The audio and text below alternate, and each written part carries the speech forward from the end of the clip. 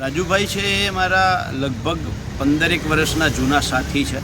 ખેડૂતો માટે અમે જ્યારે શું કહે બિનરાજકીય લડાઈઓ કરતા હતા ત્યારે દરેક આંદોલનમાં અમે બંને સાથે ઘણા આંદોલનો કર્યા છે, લડાઈઓ કરી છે.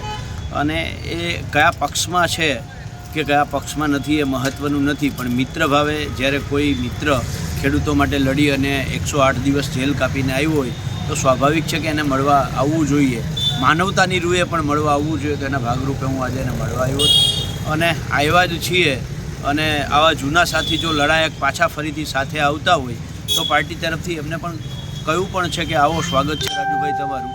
તમારે જો કોંગ્રેસ જોઈન કરવી હોય તો વેલકમ, સ્વાગત છે, ગમે ત્યારે આપ કહો, બરાબર છે. અને મારી રીતે સમજાવવાના પ્રયત્ન કર્યા છે.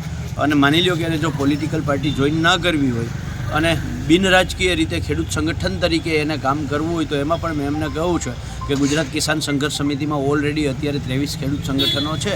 તો 24મું ખેડૂત સંગઠન તમે જે સંગઠન બનાવો એ સંગઠનના માધ્યમથી આવો, આપણે સૌ સાથે મળી અને ખેડૂતો માટે લડતા હતા એવી રીતે પાછા લડતા રહીએ. રાજુભાઈની શું સામે પ્રતિક્રિયા હતી? રાજુભાઈનું કહેવું એવું હતું કે પાલભાઈ, હું આપના આઘાતમાંથી હજી બહાર નીકળો નથી, બરાબર છે. તો હું થોડોક મને વિચારવાનો સમય આપો, થોડુંક વિચારી લઉં, પરિવારો સાથે મિત્રો સાથે થોડી ચર્ચા કરી લઉં અને એ કર્યા પછી હું આપને 100% જાણ કરીશ.